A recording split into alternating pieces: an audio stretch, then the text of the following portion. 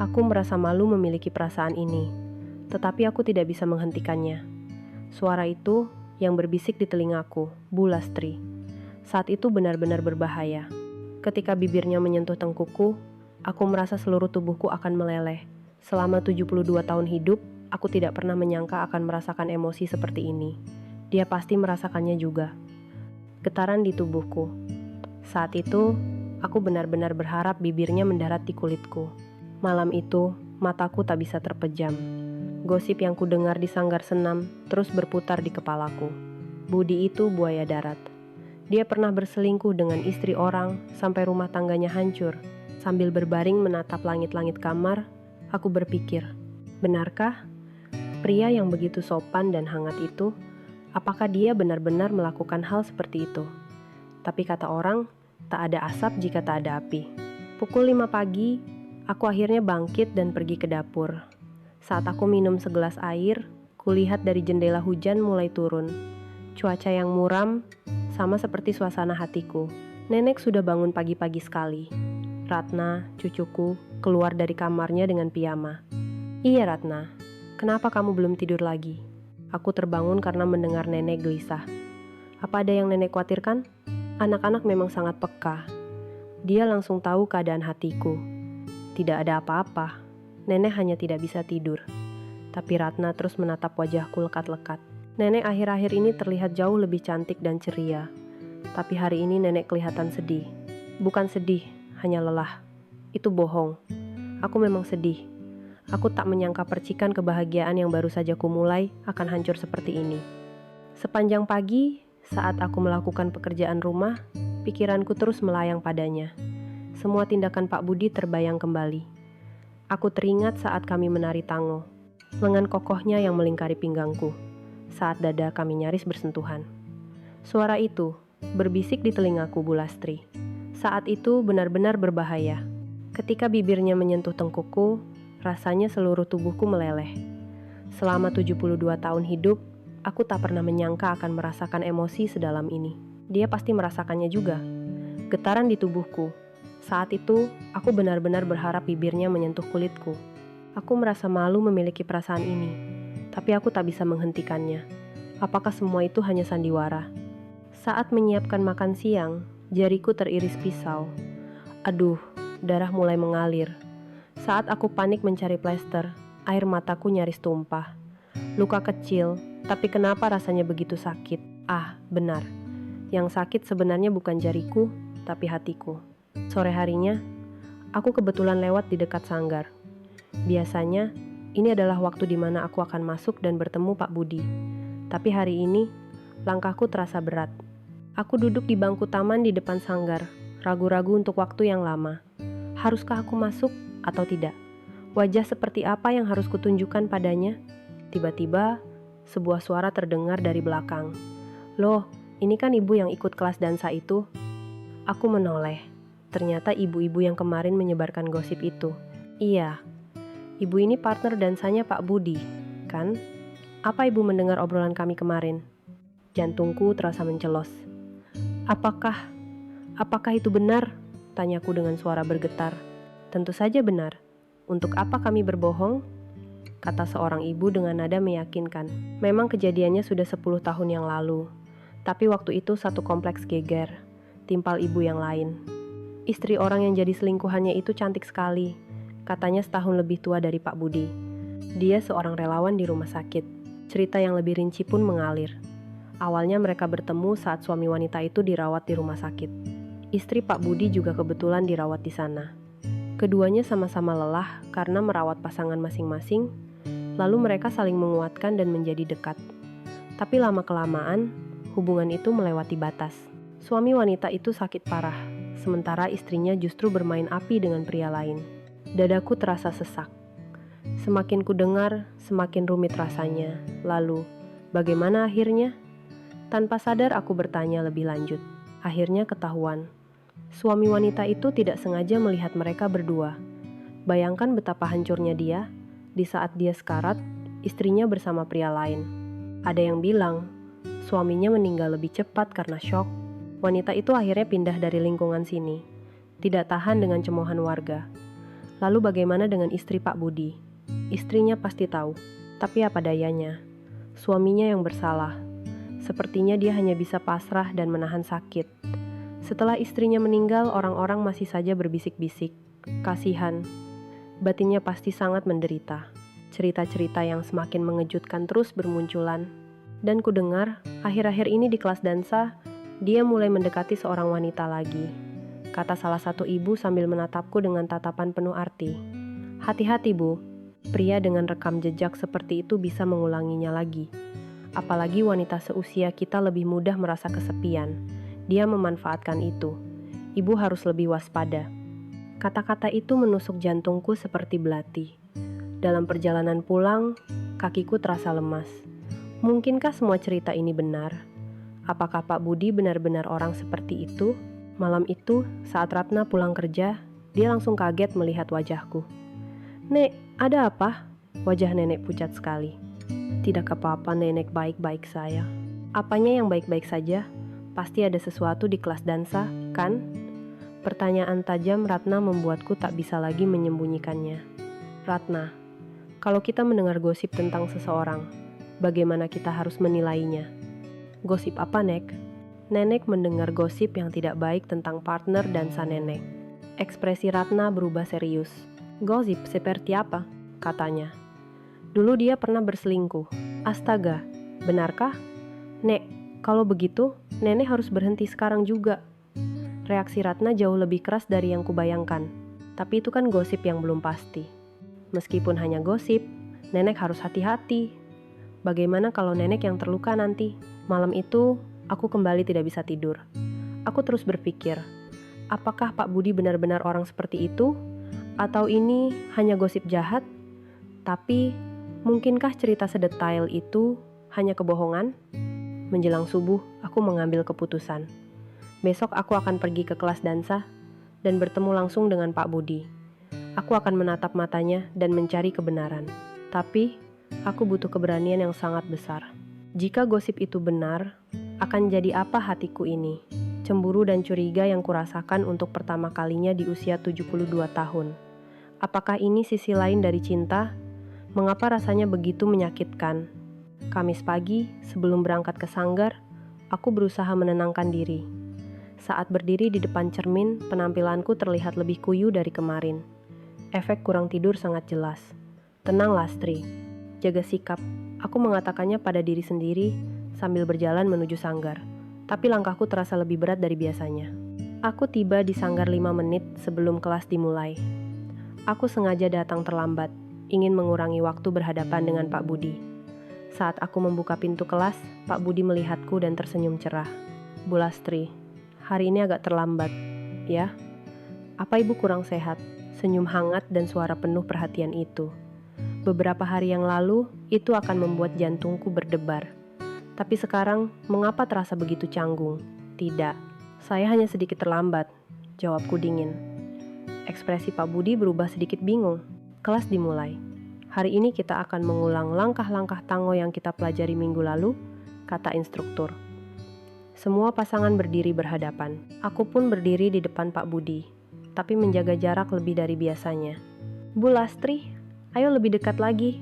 Ingat, tango itu harus rapat," kata Pak Budi lembut sambil mendekat. Tapi aku mundur selangkah. Jarak segini sudah cukup. Mata Pak Budi memancarkan kebingungan. "Baiklah, mari kita mulai." Saat tangannya menyentuh punggungku, seluruh tubuhku menegang. Sentuhan yang beberapa hari lalu memberiku getaran, kini terasa membebani. Tangan ini pasti pernah menyentuh wanita lain juga. Pikiran itu terus muncul. Kami memulai langkah pertama. Pak Budi maju, aku mundur. Tapi aku tidak bisa mengikutinya dengan luwes seperti biasa. Tubuhku kaku. "Bu Lastri, Anda tidak apa-apa?" Badan ibu terasa sangat kaku, tanyanya cemas. "Saya tidak apa-apa, tapi aku sama sekali tidak baik-baik saja." Berada sedekat ini dengannya membuatku tidak nyaman.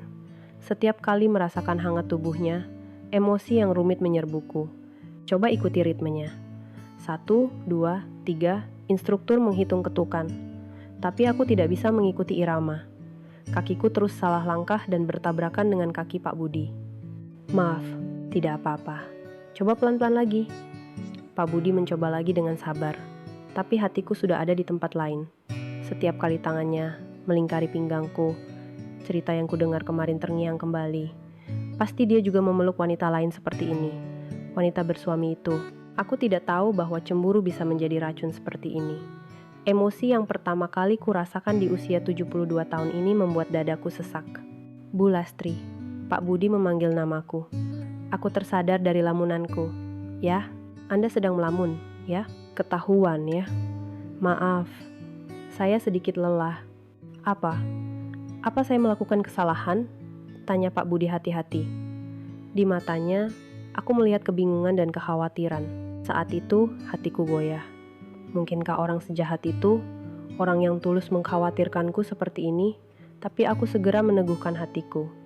Tidak, hanya kondisi saya sedang tidak baik. Kalau begitu, lebih baik hari ini istirahat saja. Jangan dipaksakan. Perhatiannya justru membuatku semakin bingung. Jika dia benar-benar orang jahat, apakah dia akan peduli sampai sedetail ini? Tidak apa-apa, kita lanjutkan saja. Aku memaksakan diri untuk terus menari, tapi tubuh dan pikiranku tidak sejalan. Saat melakukan gerakan berputar, Pak Budi mengangkat tanganku dan memutarku perlahan. Tiba-tiba aku kehilangan keseimbangan. Hati-hati, Pak Budi, dengan sigap menangkapku. Saat berada dalam pelukannya yang kokoh, jantungku mulai berdebar kencang. Aneh, aku jelas-jelas meragukannya, tapi tubuhku masih bereaksi. Kehangatan tubuhnya, aroma parfumnya yang lembut. Tidak, Lastri, sadarlah. Aku buru-buru melepaskan diri dari pelukannya. Terima kasih, kataku dengan suara dingin. Ekspresi Pak Budi semakin muram. Dia pasti menyadari sikapku yang berbeda dari biasanya. Bu Lastri, Anda benar-benar tidak apa-apa. Sepertinya Anda marah pada saya. Saya tidak marah. Tapi suaraku terdengar sangat dingin. Bahkan aku sendiri terkejut. Menjelang akhir kelas, instruktur berkomentar, hari ini sepertinya kalian kurang kompak. Mungkin kondisinya sedang tidak baik. Ya, minggu depan kita coba lagi agar lebih luwes. Setelah kelas selesai, Pak Budi menghampiriku.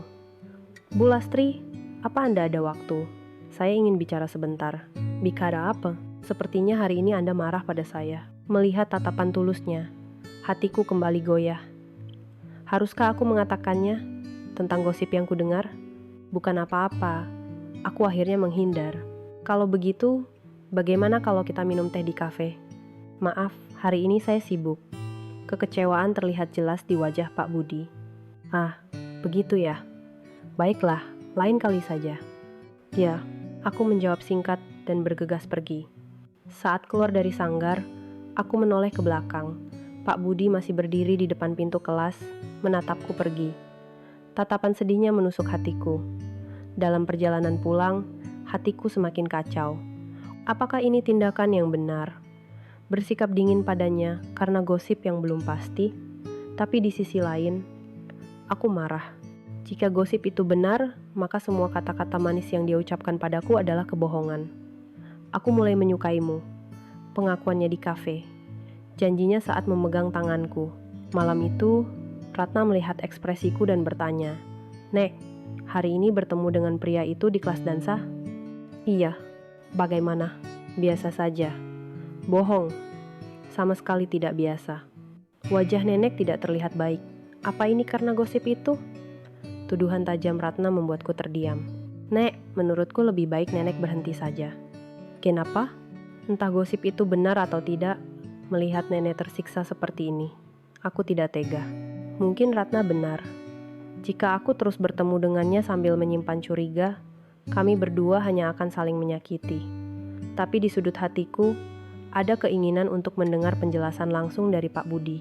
Malam itu, lagi-lagi menjadi malam tanpa tidur. Apa yang harus kulakukan besok? Haruskah aku terus bersikap dingin? Atau memberanikan diri untuk bertanya langsung? Aku tidak pernah menyangka akan mengalami perasaan serumit ini di usia 72 tahun. Apakah cinta memang sesakit ini? Keesokan paginya, Ratna bangun lebih awal dari biasanya. Pagi hari, ia biasanya sibuk bersiap-siap ke kantor, hingga tak ada waktu untuk mengobrol. Tapi hari ini, sepertinya ia sengaja bangun pagi. Nek, duduklah. Ada yang mau kubicarakan. Ekspresi serius Ratna membuat jantungku berdebar. Bicara apa? berhenti ikut kelas dansa itu. Ia langsung ke pokok permasalahan. Kenapa tiba-tiba? Semalam aku berpikir, daripada nenek terus tersiksa seperti ini, lebih baik berhenti saja. Ratna menggenggam tanganku. Tersiksa? Apa nenek terlihat seperti itu? Jelas sekali. Beberapa hari ini wajah nenek berubah total. Tidak bisa tidur, tidak nafsu makan. Mata seorang anak memang tajam. Sekuat apapun aku mencoba menyembunyikannya. Dia tahu segalanya. Nenek hanya kurang sehat. Nek, aku bukan anak kecil lagi. Ini semua karena pria itu kan, Pak Budi? Kata-kata langsung Ratna membuatku tak bisa berkutik.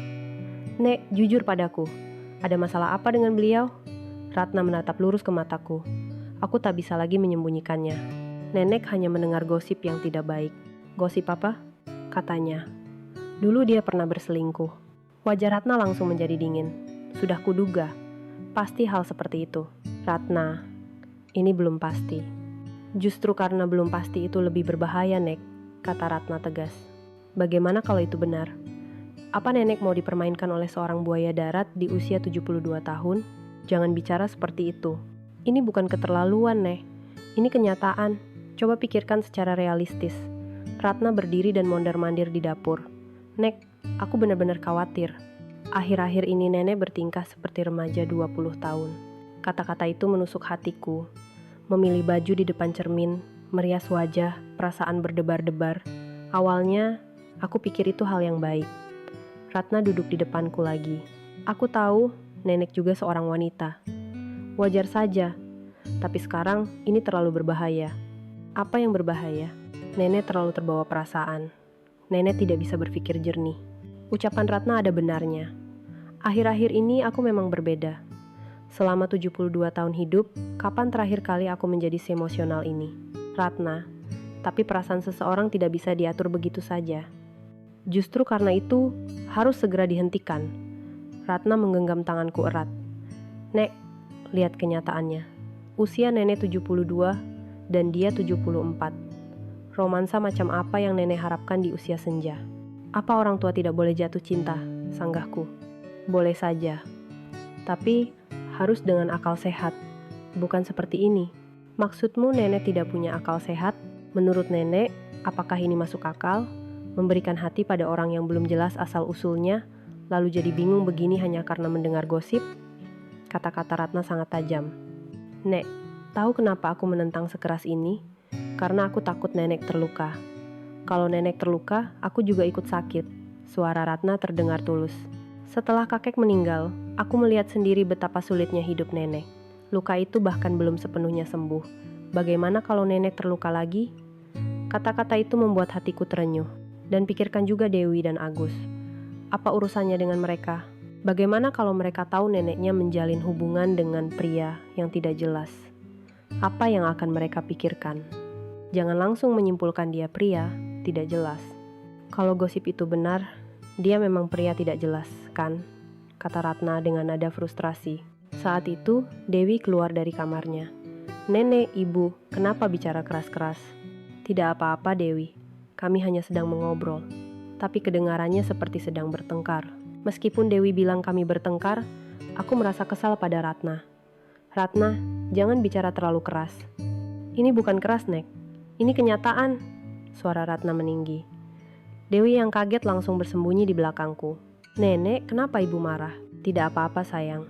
Ibu hanya khawatir pada nenek. Tapi wajah Dewi tetap cemas. Aku harus ke sekolah. Baik, nenek antar ya. Saat aku bersiap mengantar Dewi, Ratna berkata lagi. Nek, sebelum aku berangkat kerja, tolong putuskan. Putuskan apa? Berhenti dari kelas dansa atau tidak? Ratna, itu keputusanku. Kalau begitu, aku juga akan membuat keputusanku. Suara Ratna terdengar dingin. Keputusan apa? Kalau nenek terus bertemu dengan pria itu, aku akan membawa anak-anak pergi dari rumah ini. Duniaku serasa runtuh. Ratna, apa maksudmu? Aku serius, Nek. Nenek sudah kehilangan akal sehat, jadi aku harus melindungi anak-anak. Kehilangan akal sehat? Ya, memberikan hati pada pria yang belum terbukti baik. Apakah itu normal? Aku tak bisa menjawab perkataan Ratna. Apakah aku benar-benar sudah kehilangan akal sehat? Nek, aku serius.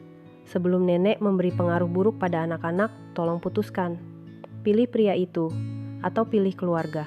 Dalam perjalanan mengantar Dewi ke TK, aku terus berpikir, apakah Ratna benar? Apakah aku benar-benar sudah kehilangan akal sehat? Tapi di sisi lain, aku merasa tidak adil. Hanya karena usiaku 72 tahun. Apa aku tidak boleh jatuh cinta? Apa aku tidak boleh bertemu dengan orang baru? Nenek sedih. Dewi menggenggam tanganku erat. Kenapa? Wajah nenek kelihatan sedih. Astaga, bahkan di depan anak-anak pun aku menunjukkan wajah seperti ini. Nenek tidak apa-apa, Dewi. Ibu tidak memarahi nenek, hanya khawatir. Kalau nenek sakit, aku juga sedih. Kata-kata Dewi membuatku ingin menangis. Dalam perjalanan pulang, aku mengambil keputusan. Hari ini, aku harus bertemu Pak Budi dan memastikan kebenarannya. Aku tidak bisa membuat keluargaku cemas seperti ini lagi. Aku harus tahu orang seperti apa dia sebenarnya. Apakah gosip itu benar? Aku akan memutuskan segalanya setelah itu. Meskipun aku akan terluka, aku tidak bisa terus berada dalam situasi yang tidak jelas ini. Sore itu, aku memberanikan diri menelpon Pak Budi. Setelah ragu cukup lama, akhirnya aku menekan nomornya. Setiap kali nada sambung berbunyi, jantungku berdebar kencang. Halo, saat mendengar suara Pak Budi, aku terdiam sejenak. Halo, ini Bu Lastri? Oh ya, ini saya. Ah, selamat sore Bu, terima kasih sudah menelepon. Suaranya terdengar senang, sekaligus hati-hati. Pak Budi, apa Bapak ada waktu? Ada yang ingin saya bicarakan. Tentu saja. Kapan dan di mana kita bisa bertemu? Apa bisa sekarang? Bisa. Ibu mau bertemu di mana? Di taman dekat sanggar, di tempat yang sepi. Baik. Saya akan ke sana dalam 30 menit. Setelah menutup telepon, aku ragu sejenak. Apakah ini keputusan yang benar? Saat tiba di taman, Pak Budi sudah menunggu. Ia duduk di bangku, tampak tenggelam dalam pikirannya. Mendengar langkah kakiku, ia menoleh, lalu berdiri dan menyapaku. Anda sudah datang. Iya. Keheningan canggung menyelimuti kami. Aku tidak tahu harus mulai dari mana. Silakan duduk, Bu Lastri. Pak Budi mempersilakan. Aku duduk dengan sedikit jarak darinya. Pak Budi, ada yang ingin saya tanyakan. Ya, silakan. Apa? Dulu Bapak pernah menjalin hubungan dengan wanita lain? Aku bertanya langsung. Aku tidak bisa lagi berbasa-basi. Ekspresi Pak Budi menegang. Ia terdiam cukup lama. Siapa yang mengatakan itu? Saya mendengar gosip tentang kejadian 10 tahun yang lalu dengan seorang wanita yang sudah menikah. Ah, Pak Budi menghela napas panjang. Jadi karena cerita itu, jadi itu benar? Bu Lastri, saya akan jelaskan semuanya. Tolong dengarkan sampai selesai, baru Ibu boleh menilai. Pak Budi menatap lurus ke mataku. Cerita itu memang ada benarnya, tapi tidak seperti yang orang-orang bicarakan. Jantungku mencelos. Jadi benar, 10 tahun yang lalu, istri saya sedang berjuang melawan kanker. Saya bertemu dengan istri seorang pasien lain yang dirawat di rumah sakit yang sama. Pak Budi mulai bercerita perlahan. Namanya Bu Sari. Suaminya menderita kanker paru-paru stadium akhir, sementara istri saya kanker payudara. Awalnya kami hanya bertemu sebagai sesama wali pasien. Karena situasi kami sama-sama sulit, kami jadi sering berbagi cerita. Lalu kalian menjalin hubungan? Tanyaku tak sabar. Tidak, Bu Lastri. Kami tidak pacaran, Pak Budi menggeleng. Kami hanya menjadi teman yang saling memahami penderitaan satu sama lain. Saat kami lelah merawat pasangan kami saling memberi semangat. Kadang, kami minum teh di kafe rumah sakit sambil berbagi keluh kesah. Apa itu tidak berkembang menjadi cinta? Jujur, kalau saya bilang tidak ada ketertarikan sama sekali, itu bohong. Pak Budi menunduk. Tapi kami tidak pernah melewati batas. Kami tidak pernah berpegangan tangan, apalagi berpelukan. Lalu kenapa bisa ada gosip? Suatu hari Bu Sari pingsan saat merawat suaminya. Saya membopongnya ke UGD. Kebetulan saat itu ada kenalan suaminya yang melihat. Dia salah paham. Dia melihat saya sedang memeluk Bu Sari. Suara Pak Budi bergetar. Lalu bagaimana? Berita itu sampai ke telinga suami Bu Sari. Tentu saja dia sangat marah. Bu Sari sudah berusaha meminta maaf dan menjelaskan. Tapi suaminya tidak pernah mau memaafkan kesalahpahaman itu. Setelah suaminya meninggal, Bu Sari pindah dari lingkungan itu. Cerita itu juga sampai ke telinga istri saya. Suara Pak Budi semakin pelan. Apa kata istri Bapak? Awalnya dia marah, tentu saja. Tapi setelah saya jelaskan yang sebenarnya, akhirnya dia percaya. Dia percaya. Ya, istri saya sangat mengenal saya. Dia tahu saya bukan orang seperti itu. Tapi ekspresi Pak Budi tetap muram. Tapi, istri saya sangat menderita secara batin. Pandangan sinis dari tetangga, bisik-bisik di belakang. Karena saya, istri saya jadi menderita. Apa Bapak menyesal? Saya tidak menyesal berteman baik dengan Bu Sari. Saat itu dia juga sedang dalam masa sulit, sama seperti saya. Tapi, saya menyesal seumur hidup karena telah melukai istri saya. Meskipun itu bukan niat saya. Pak Budi menatap mataku. Bu Lastri, saya tidak pernah berselingkuh. Hubungan saya dengan Bu Sari murni persahabatan. Lalu kenapa orang-orang berkata seperti itu? Kesalahpahaman itu akhirnya dianggap sebagai kebenaran. Orang-orang hanya melihat apa yang ingin mereka lihat dan mendengar apa yang ingin mereka dengar. Apalagi di lingkungan seperti ini, gosip yang sekali menyebar sulit untuk hilang. Pak Budi menghela napas. Bahkan setelah 10 tahun, masih ada orang yang memandang saya dengan tatapan seperti itu. Penjelasan Pak Budi sangat berbeda dari apa yang dikatakan orang-orang. Tapi masih ada bagian yang membuatku ragu. Pak Budi, tolong jawab dengan jujur. Apa Bapak tidak mencintainya? Pak Budi berpikir lama, lalu menjawab. Memang ada ketertarikan, sebagai sesama orang yang merasakan penderitaan yang sama. Tapi apakah itu cinta? Saya tidak yakin. Yang pasti, selama istri saya masih hidup, saya tidak pernah mencintai wanita lain. Lalu sekarang bagaimana? Aku memberanikan diri bertanya. Perasaan Bapak pada saya, apakah itu tulus? Atau Bapak hanya mencari pelipur lara yang lain? Pak Budi mencoba meraih tanganku, tapi aku menghindar. Bu Lastri, semua yang saya katakan pada Anda adalah tulus. Bagaimana saya bisa percaya? Ini berbeda dengan Bu Sari, kata Pak Budi dengan suara memohon. Dulu, saya sedang dalam kebingungan. Sulit menerima kenyataan bahwa istri saya akan meninggal. Saya putus asa. Tapi sekarang berbeda. Saya tahu pasti apa yang saya rasakan. Sejak pertama kali melihat Bu Lastri, saya merasakan sesuatu yang istimewa. Bukan hanya karena kesepian.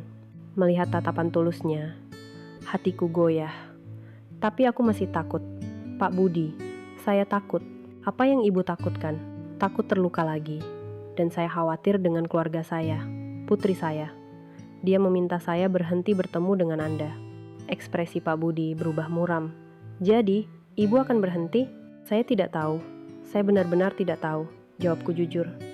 Saya ingin percaya pada penjelasan Bapak. Tapi itu tidak mudah. Beri saya waktu, Bu Lastri. Saya akan membuktikannya. Bagaimana caranya? Dengan tindakan. Ketulusan hanya bisa dibuktikan oleh waktu, kan? Saat itu, rintik hujan mulai jatuh dari langit. Hujan, kata Pak Budi sambil berdiri. Saya bawa payung. Mari saya antar. Tidak usah, saya bisa. Tapi hujan turun semakin deras. Akhirnya, aku terpaksa berlindung di bawah payungnya. Payung itu kecil, sehingga bahu kami bersentuhan. Aku bisa merasakan hangat tubuh Pak Budi, dan aroma parfumnya yang familiar menyentuh hidungku. Bu Lastri, Pak Budi berhenti berjalan dan menatapku. Di tengah hujan, tatapan matanya terlihat begitu sendu. Saat itu jantungku kembali berdebar. Momen di bawah payung di tengah hujan itu terasa abadi. Di antara kami yang berdiri begitu dekat, hanya terdengar suara hujan. Dunia terasa hening. Tatapan matanya yang dalam menatapku. Bu Lastri, suaranya bergetar. Maukah Ibu mempercayai saya? Aku tidak tahu harus menjawab apa. Satu sisi hatiku ingin percaya. Percaya pada penjelasannya yang tulus, pada tatapan matanya yang memohon. Tapi di sisi lain, aku masih takut. Pak Budi, ya, saya butuh waktu. Pak Budi mengangguk. Baik, saya akan menunggu. Tetesan hujan yang menghantam payung terdengar semakin cepat. Angin mulai bertiup, membuat payung bergoyang. Pak Budi memegang payung lebih erat dan memiringkannya ke arahku, melindungiku dari hujan. Saat itu, bahunya mulai basah. Pak Budi, bahu Anda basah. Tidak apa-apa. Yang penting Ibu tidak kehujanan. Kata-kata itu membuat hatiku terenyuh. Perhatian sekecil ini, apakah benar hanya sandiwara? atau ketulusan. Perjalanan menuju rumah terasa begitu singkat. Saat tiba di depan rumah, Pak Budi berkata, "Bu Lastri, saya lega hari ini bisa menjelaskan yang sebenarnya." "Pak Budi?" "Ya, benar-benar." "Tulus?" Ia menatap lurus ke mataku dan menjawab, "Saya bersumpah demi hidup saya. Perasaan saya pada Bu Lastri tulus." Kata-kata itu membuatku nyaris menangis. "Kalau begitu, apa Bapak akan tetap datang ke kelas dansa?" "Itu tergantung jika Bu Lastri menginginkannya." "Saya mau." Kata-kata itu keluar begitu saja dari mulutku. Bahkan aku sendiri terkejut. "Benarkah?" "Ya, tapi mungkin kita tidak bisa seperti dulu lagi." Wajah Pak Budi menunjukkan sedikit kekecewaan. "Saya mengerti. Kita bisa pelan-pelan." "Terima kasih Pak Budi." "Tidak. Saya yang berterima kasih karena Ibu mau mendengarkan." Ia melipat payungnya. "Kalau begitu, sampai bertemu di kelas besok." Ya, melihat punggungnya yang menjauh, perasaan campur aduk melandaku. Keinginan untuk percaya dan keraguan terus berperang di dalam hati. Saat masuk ke rumah, Ratna sudah pulang. "Nek, dari mana saja?" Bajunya basah. "Iya, tadi di luar kehujanan." "Apa nenek bertemu dengan pria itu?" Tatapan tajam Ratna seolah menginterogasiku. "Iya," jawabku jujur. "Nenek sudah mendengar penjelasannya." "Lalu, nenek percaya?" Bagaimana aku harus menjawab? "Nenek belum tahu." Ratna menghela napas. Memangnya dia bilang apa? Katanya masalah di masa lalu itu hanya kesalahpahaman. Sebenarnya dia tidak berselingkuh. Siapapun bisa bicara seperti itu, Nek. Tapi dia menjelaskan situasinya secara detail. "Nek, bagaimana nenek bisa memastikan semua itu benar?" "Ratna benar. Aku hanya mendengar dari sisi Pak Budi. Aku tidak bisa tahu kebenarannya." "Ratna, nenek akan tetap ikut kelas dansa." "Nek, tapi nenek akan hati-hati. Nenek tidak akan gegabah mengambil keputusan. Kalau begitu, aku juga akan melakukan apa yang harus kulakukan." Suara Ratna terdengar dingin. "Apa maksudmu?" "Aku akan mencari tahu tentang pria itu. Benar atau tidak apa yang dia katakan pada nenek." "Ratna, jangan lakukan itu." "Kenapa?" "Ini untuk melindungi nenek." "Tapi itu melanggar privasi orang lain." "Nyawa nenek lebih penting," kata Ratna tegas. "Kalau perkataannya bohong, apa yang akan nenek lakukan? Akan nenek pikirkan nanti." Malam itu, aku tidak bisa tidur. Penjelasan Pak Budi terus terngiang di kepalaku. Tatapan tulusnya, suaranya yang bergetar, sikapnya yang melindungiku dari hujan. Mungkinkah itu benar-benar hanya kesalahpahaman? Di satu sisi, aku ingin percaya. Tapi seperti kata Ratna, aku tidak punya cara untuk memastikannya. Menjelang pagi, aku memutuskan. Untuk sementara, aku akan terus ikut kelas dansa, tapi menjaga jarak yang pantas dengan Pak Budi. Keesokan harinya, aku pergi ke kelas dansa. Pak Budi sudah datang. Melihatku, ia tersenyum hati-hati. "Selamat pagi, Bu Lastri." "Pagi." Aku menyapanya lebih alami dari kemarin. "Hari ini kita akan mengulang waltz," kata instruktur. Semua pasangan berhadapan. Pak Budi mengulurkan tangannya padaku. "Mari menari." Setelah ragu sejenak, aku menyambut tangannya, tangan yang hangat. Saat Pak Budi meletakkan tangannya di punggungku, tubuhku tidak lagi sekaku kemarin, tapi tetap saja terasa sedikit canggung. "Rileks saya, katapak putih lembut." Langkah pertama dimulai.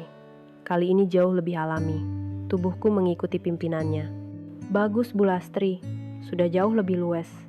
"Terima kasih." Tapi di sudut hatiku, keraguan masih tersisa.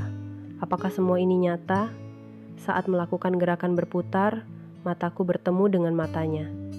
Ia tersenyum. Senyum yang begitu hangat. Seketika hatiku kembali goyah. Mungkinkah orang dengan senyum seperti ini adalah seorang pembohong? Tapi aku segera sadar. Ratna bilang, jangan menilai orang dari penampilan atau sikapnya saja. Setelah kelas selesai, Pak Budi bertanya, "Bu Lastri, bagaimana hari ini?" "Cukup baik." "Syukurlah." "Mau minum teh?" Aku ragu sejenak. "Pergi atau tidak?" "Maaf, hari ini saya harus segera pulang." Wajah Pak Budi terlihat sedikit kecewa, tapi ia mengangguk mengerti. "Baiklah, lain kali saja." Ya, dalam perjalanan pulang, aku terus berpikir, apakah ini benar? Situasi yang ambigu ini, di mana aku tidak bisa sepenuhnya percaya, tapi juga tidak bisa sepenuhnya melepaskannya. Aku tidak pernah menyangka akan mengalami perasaan serumit ini di usia 72 tahun. Sesampainya di rumah, Ratna sudah menungguku dengan wajah serius. "Nek, duduklah." "Tidak apa? Aku akan mencari tahu lebih banyak tentang Pak Budi." Jantungku mencelos. "Ratna, kan sudah kubilang jangan. Aku harus melakukannya demi nenek. Aku akan bertanya pada ibu-ibu lain yang ikut program lain di sanggar." "Ratna, jangan." "Kenapa?" "Bisa saja nenek sedang ditipu." "Tapi itu mengkampuri urusan pribadi orang. Hidup nenek lebih penting," kata Ratna tegas. "Ibunya temanku ikut kelas yoga di sanggar itu. Aku akan coba bertanya padanya." "Ratna, Nek, kalau dia memang orang baik, apa yang perlu disembunyikan? Dia pasti akan percaya diri." Aku tak bisa membantah perkataan Ratna. "Tunggu beberapa hari, Nek. Aku akan cari tahu apa kebenarannya." Malam itu, aku tidur dengan hati yang semakin gundah. Apa sebenarnya kebenaran itu? Haruskah aku percaya penjelasan Pak Budi? Atau memang ada sesuatu yang ia sembunyikan? Keesokan paginya, sebelum berangkat ke kelas dansa, hatiku sudah terasa berat. Meskipun sudah mendengar penjelasan Pak Budi, hatiku masih belum tenang. Perasaan percaya dan curiga terus berperang. Saat tiba di sanggar, aku merasakan suasana yang berbeda. Di lobi lantai 1, beberapa ibu menatapku lalu berbisik-bisik. "Itu dia, yang menari dengan Pak Budi." "Ah, Bu Lastri." "Iya, kasihan ya. Aku tahu apa maksud mereka." Dan dadaku terasa sesak. Bahkan saat menaiki tangga, aku merasa tatapan mereka mengikutiku. Seolah aku telah melakukan kesalahan. Ketika masuk ke ruang dansa di lantai 3, suasananya lebih hening dari biasanya. Orang-orang melirikku sekilas. "Selamat pagi," sapaku, tapi jawaban mereka terasa lebih dingin dari biasanya. Pak Budi menghampiriku. "Bu Lastri, selamat pagi." "Pagi," aku menjawab dingin. Penjelasannya kemarin belum sepenuhnya menenangkan hatiku. Saat itu, aku mendengar bisik-bisik di sekitarku. "Mulai lagi deh. Memang begitu kan, cinta orang tua." Kata-kata itu sangat menggangguku. "Baik, kita mulai kelasnya." Instruktur mencoba mencairkan suasana. "Hari ini, bagaimana kalau kita berlatih dengan bertukar pasangan?" Tiba-tiba saja ada usul bertukar pasangan, padahal biasanya tidak pernah. "Bu Lastri, minggu ini coba dengan partner lain dulu, ya," kata instruktur sambil menatapku. "Kenapa?" tanyaku kaget. "Ah, tidak apa-apa. Biar lebih bervariasi saja." Tapi ekspresi instruktur terlihat canggung. Pasti ada alasan lain. "Tapi saya..." "Tidak apa-apa, Bu Lastri," kata Pak Budi pelan. Tapi aku bisa mendengar nada kecewa dalam suaranya.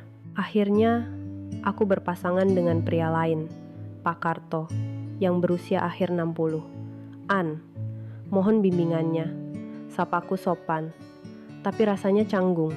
Selama ini aku hanya menari dengan Pak Budi. "Bu Lastri, saya sudah dengar banyak gosip," kata Pak Karto sambil kami menari. "Gosip?" "Tentang hubungan ibu dengan Pak Budi. Tapi ibu harus hati-hati." "Kenapa?" "Masa lalunya kan agak rumit." Lagi-lagi cerita itu. "Ah, tentu saja sekarang mungkin dia sudah berubah. Tapi sekali orang berbuat begitu." Pak Karto berkata dengan nada penuh arti. Orang-orang lain yang sedang menari melirik ke arah kami. Di sisi lain, Pak Budi sedang menari dengan wanita lain. Melihatnya, perasaanku menjadi aneh. Entah cemburu atau kecewa. "Bu Lastri, fokus," kata Pak Karto. "Maaf, tapi pandanganku terus tertuju pada Pak Budi." Saat istirahat, aku pergi ke toilet. Di dalam, beberapa ibu sedang mengobrol. "Kasihan juga ya Bu Lastri. Akhirnya kena juga." "Kena apa?" "Terpikat sama Pak Budi." Awalnya bilang tidak, tapi namanya juga orang tua kesepian. Gampang sekali luluh. Jantungku berdebar kencang. Tapi Pak Budi itu juga keterlaluan. Selalu saja menggoda wanita baru. Memangnya ada wanita lain juga? Tentu saja. Di program lain di sanggar ini, katanya dia juga akrab dengan banyak ibu-ibu. Wah, berarti Bu Lastri tidak tahu ya. Kasihan, polos sekali. Aku tidak tahan lagi mendengarnya. Saat aku membuka pintu toilet, ibu-ibu itu terkejut melihatku dan langsung terdiam. Bu Lastri, sejak kapan di situ?" "Permisi," sapaku canggung, lalu kembali ke kelas. Kelas dilanjutkan, tapi aku tidak bisa fokus. Kata-kata itu terus terngiang di kepalaku. Ada wanita lain juga, menggoda wanita baru. Aku melirik Pak Budi. Dia tampak menikmati tariannya dengan partner barunya. Apakah aku hanya salah satu dari sekian banyak wanita baginya? Bu Lastri, Anda tidak apa-apa? Tanya Pak Karto cemas.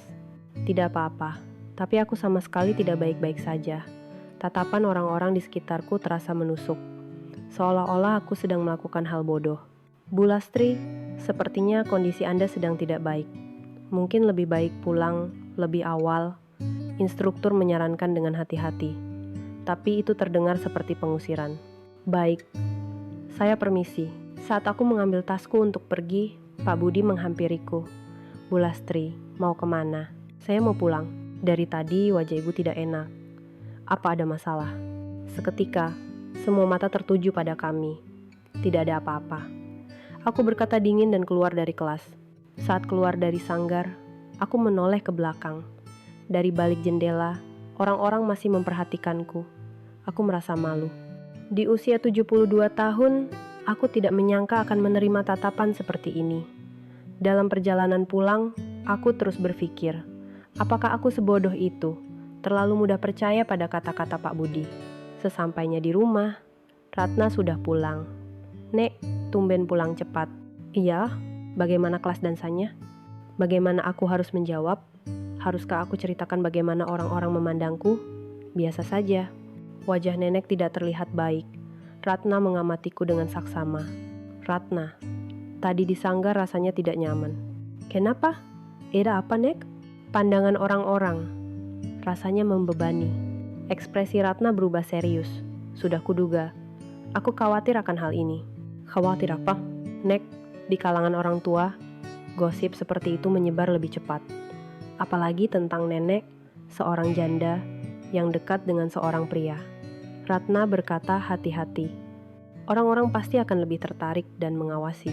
Iya, tadi tatapan mereka benar-benar menusuk. Nek, kalau nenek merasa berat, mungkin lebih baik istirahat sejenak. Saran Ratna lembut. Maksudmu? Kelas dansa itu tidak harus dilakukan sekarang kan? Menurutku, nenek tidak perlu memaksakan diri sampai stres. Aku mengangguk mendengar kata-kata Ratna. Ada benarnya juga. Malam itu, aku kembali tidak bisa tidur. Besok, haruskah aku pergi ke kelas dansa?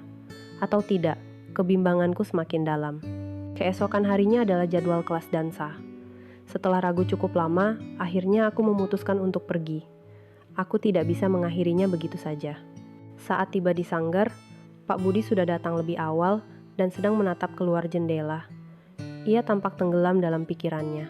Selamat pagi. Sapaanku membuatnya menoleh. Ah, Bu Lastri, Anda datang. Suaranya berbeda dari biasanya, seperti sudah membulatkan tekad. Bu Lastri, bisa kita bicara sebentar? Tentu. Kami duduk di sudut ruangan sebelum yang lain datang. Pak Budi terdiam sejenak sebelum akhirnya membuka suara. Bu Lastri, saya akan berhenti. Hah? Aku terkejut mendengar kata-katanya yang tiba-tiba. Berhenti dari kelas dansa? Iya. Saya tidak tega melihat Bu Lastri menderita karena saya. Lebih baik saya yang pergi. Ekspresi Pak Budi tampak sedih. Kemarin saya lihat bagaimana orang-orang memandang ibu dengan aneh. Itu semua karena saya, kan? Agar ibu bisa belajar menari dengan tenang. Saya akan mencari tempat lain. Pak Budi tersenyum getir. Saat itu, sesuatu memenuhi dadaku. Orang ini rela berhenti dari dansa yang ia sukai demi aku. Pak Budi, tunggu. Ya, kenapa pandangan orang lain begitu penting? Kata-kata itu keluar dari mulutku tanpa kusadari. Bu Lastri, apa kita melakukan kesalahan? Apakah menari itu salah? Apakah saling menyukai itu salah? Pak Budi menatapku dengan ekspresi terkejut. Tapi orang-orang, saya tidak peduli apa kata orang. Tiba-tiba aku merasa begitu. Semuanya menjadi jelas. Pak Budi, di usia kita ini, sisa waktu kita tinggal berapa lama lagi? 10 tahun? 20 tahun? Apa kita akan menghabiskan waktu berharga itu dengan mengkhawatirkan omongan orang lain? Mata Pak Budi berbinar. Saya tidak mau menyesal. Menyesal? Ya. Kehilangan waktu untuk menari bersama Bapa. Kehilangan momen-momen yang membuatku berdebar dan bahagia ini. Pak Budi menatap tanganku. Apa ibu sungguh tidak apa-apa? Tidak apa-apa. Tidak. Aku akan membuatnya baik-baik saja. Saat itu, peserta lain mulai berdatangan. Aku menggenggam erat tangan Pak Budi. Pak Budi, hari ini kita menari. Bu Lastri, dengan percaya diri, dengan bangga, Pak Budi menatapku dengan penuh haru. Apa tidak apa-apa? Tidak apa-apa, yang penting kita bahagia, kan? Orang-orang mulai melirik kami. Tapi kali ini, aku tidak peduli. Baik, kita mulai kelas hari ini. Instruktur masuk dengan ceria. Silakan berhadapan dengan pasangan masing-masing. Aku dan Pak Budi saling menatap, lalu berdiri berhadapan. Aku bisa merasakan tatapan di sekitar kami, tapi kali ini aku tidak menghiraukannya. Hari ini kita akan berlatih wals. Pak Budi mengulurkan tangannya. Mari menari, Bu Lastri. Tentu, saat menyambut tangannya, kehangatan menjalari seluruh tubuhku. Ketika tangannya menyentuh punggungku, rasanya begitu alami. Tatapan orang lain tidak lagi penting. 1, 2, 3. Musik dimulai dan kami bergerak dengan luas. Lebih bebas dan nyaman dari sebelumnya. Di tengah tarian, Pak Budi berbisik. Terima kasih Bu Lastri. Untuk apa? Karena sudah memberiku keberanian. Saya juga berterima kasih karena Bapak tidak menyerah. Kami saling tersenyum. Aku bisa mendengar bisik-bisik di sekitar, tapi aku tidak peduli. Lihat mereka berdua, tapi tarian mereka bagus juga ya. Ternyata cinta tidak memandang usia. Justru kalimat terakhir itu membuatku senang. Setelah kelas selesai, Pak Budi berkata, Bu Lastri, apa Anda benar-benar tidak apa-apa? Pak Budi, jangan bicarakan itu lagi. Kita jalani hidup dengan cara kita sendiri. Pak Budi mengangguk dalam-dalam. Kalau begitu, bagaimana kalau besok kita minum teh di kafe? Tentu, benarkah? Ya, kita akan pergi dengan percaya diri. Senyum cerah merekah di wajah Pak Budi. Saat keluar dari sanggar, aku tidak melepaskan genggaman tangan Pak Budi. Aku tidak peduli orang melihat atau tidak. Sekarang aku yakin, usia bukanlah alasan untuk menyerah pada cinta. Meskipun usiaku 72 tahun, meskipun orang di sekitar berkata apa, hatiku adalah milikku. Langkahku terasa ringan dalam perjalanan pulang. Sudah lama aku tidak merasa sebahagia ini. Momen saat menari bersama Pak Budi, perasaan saat kami saling menggenggam tangan erat. Aku tidak akan bersembunyi lagi. Aku akan mengakui perasaanku dengan bangga dan bersama Pak Budi. Semakin tua, aku semakin sadar betapa berharganya sisa waktu yang kumiliki. Jika aku bisa menghabiskan waktu berharga itu dengan orang yang kucintai, adakah berkah yang lebih besar dari itu? Saat tiba di rumah dan Ratna bertanya, "Bagaimana hari ini?" Aku menjawab dengan senyum cerah. Sangat menyenangkan. Wajah nenek benar-benar berbeda. Mungkin karena nenek sedang bahagia. Malam itu, untuk pertama kalinya setelah sekian lama, aku bisa tidur dengan nyenyak. Aku menantikan hari esok. Hari esok bersama Pak Budi. Keesokan harinya, aku bertemu Pak Budi di kafe yang kami janjikan. Sesuai tekadku kemarin, aku melangkah masuk dengan percaya diri. Aku tidak peduli tatapan orang. Anda datang lebih awal, Pak Budi tersenyum cerah sambil berdiri. Iya, karena senang, jadi saya berangkat lebih awal. Sama, tadi malam saya tidak bisa tidur. Kenapa? Terlalu bahagia. Kata-kata jujur Pak Budi membuat wajahku memerah. Pak Budi, Bu Lastri, terima kasih untuk yang kemarin, karena sudah memberiku keberanian. Saya juga, karena Bapak memberiku kesempatan untuk berpikir lagi saat aku hampir menyerah. Kami mengobrol sambil minum kopi hangat. Pak Budi, sejak kapan suka menari? Sebenarnya waktu muda saya belajar bersama almarhumah istri saya. Oh, begitu. Istri saya suka sekali menari. Tapi karena sibuk mengurus anak dan mencari nafkah, kesempatan menari jadi hilang. Suara Pak Budi terdengar sendu. Setelah istri saya meninggal, kebetulan saya melihat poster di sanggar. Tiba-tiba saya ingin menari lagi. Jadi karena itu Bapak mulai. Iya, untuk mengenang istri saya. Dan karena waktu sendiri terasa terlalu panjang. Saat itu aku sadar, Pak Budi juga kesepian sepertiku. Betapa panjang dan sepinya waktu yang ia lalui sendirian. Kalau Bu Lastri, saya? Awalnya saya ikut hanya karena masalah lutut, tapi sekarang saya jadi suka menarinya. Terutama saat menari bersama Bapak. Wajah Pak Budi tampak bahagia. Bu Lastri, ngomong-ngomong.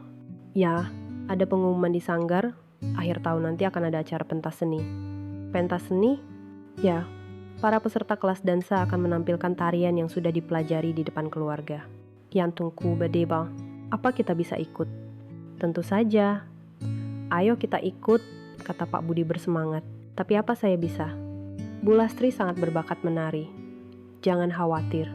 Kalau begitu, kita coba? Iya, kita harus ikut. Kita menari dengan bangga di depan keluarga. Membayangkannya saja sudah membuatku berdebar. Menari dengan anggun di depan Ratna, Dewi, dan Agus. Mereka pasti akan terkejut. Kalau begitu, kita harus lebih sering berlatih. Benar. Bagaimana kalau kita latihan di luar jam kelas? Itu bagus. Kami merencanakan persiapan pentas seni dengan gembira. Minggu berikutnya, di kelas dansa, pengumuman resmi tentang pentas seni disampaikan. Bulan Desember nanti akan diadakan pentas seni. Bagi yang ingin berpartisipasi, silakan mendaftar. Orang-orang mulai berbisik. Apa kita bisa? Nanti ditonton keluarga, malu ah. Tapi aku tidak ragu dan langsung mengangkat tangan. Kami mau ikut? Oh, Bu Lastri, bagus sekali. Pak Budi juga ikut kan? Tentu saja. Orang-orang menatap kami dengan heran. Mungkin mereka kaget melihat kami yang kemarin masih canggung, kini begitu proaktif. Kalau begitu, harus latihan lebih giat lagi. Ya, kata instruktur sambil tersenyum. Mulai hari ini, untuk persiapan pentas, kita akan belajar langkah yang lebih sulit. Siap? Siap. Kelas dimulai. Hari ini kami belajar langkah waltz tingkat lanjut. Kita akan mencoba langkah promenade. Agak rumit, jadi ikuti pelan-pelan. Instruktur memberikan contoh. Memang terlihat sulit. Pak Budi, Bu Lastri, silakan coba duluan. Baik, kami melangkah ke depan dengan percaya diri. Pak Budi memegang tanganku dan mengambil posisi dasar. Sekarang semuanya terasa begitu alami. 1, 2, 3. Kami mulai bergerak mengikuti musik. Langkah dasar berjalan lancar. Tapi saat akan beralih ke promenade, aduh, tiba-tiba Pak Budi terhuyung. Pak Budi, aku mencoba menahannya, tapi ia langsung jatuh ke lantai. Pak Budi, instruktur berlari menghampiri. Pak Budi, Pak Budi. Aku mengguncang tubuhnya, tapi tidak ada jawaban. Cepat telepon ambulans, teriak instruktur pada peserta lain. Pak Budi, buka matamu, kumohon. Aku menggenggam erat tangannya dan terus memanggilnya. Wajahnya pucat pasi, napasnya terdengar berat. Tidak, Pak Budi, jangan. Jangan. Air mataku tumpah ruah. Baru saja kami tertawa bahagia dan menari bersama. Baru saja kami bersemangat membicarakan pentas seni. Ambulans akan segera datang. Tenanglah. Instruktur memeluk bahuku. Tapi bagaimana aku bisa tenang? Orang yang baru saja tertawa di sisiku kini terbaring tak berdaya. Pak Budi, kumohon bangunlah. Aku berbisik sambil mengelus keningnya. Kita kan belum pentas seni. Masih banyak yang ingin kubicarakan. Suara sirene ambulans semakin mendekat. Bu, minggir dulu. Kami harus melakukan pertolongan pertama. Petugas medis masuk dan memeriksa Pak Budi. Bagaimana keadaannya? Dia tidak apa-apa, tanyaku panik. Kita harus segera membawanya ke rumah sakit. Ibu walinya? Wali? Aku bukan walinya. Aku hanya partner dansanya. Aku. Ibu ikut saja. Instruktur mendorong punggungku. Di dalam ambulans, aku menggenggam erat tangan Pak Budi. Pak Budi, Anda akan baik-baik saja. Pasti. Tapi suaraku sendiri bergetar. Sesampainya di rumah sakit, aku hanya bisa berdoa saat melihat Pak Budi dibawa masuk ke UGD. Tuhan, tolong selamatkan dia. Kumohon, kebahagiaan yang baru saja kutemukan tidak mungkin berakhir seperti ini. Kisah kami baru saja dimulai. Kami harus tampil di pentas seni. Masih banyak hal yang ingin kami lakukan bersama. Sambil duduk menunggu di bangku koridor, air mataku terus mengalir. Cinta yang kutemukan di usia 72 tahun tidak mungkin sesingkat ini, kan? Pak Budi, kumohon. Sadarlah, akankah Pak Budi selamat? Semua akan terungkap di akhir cerita.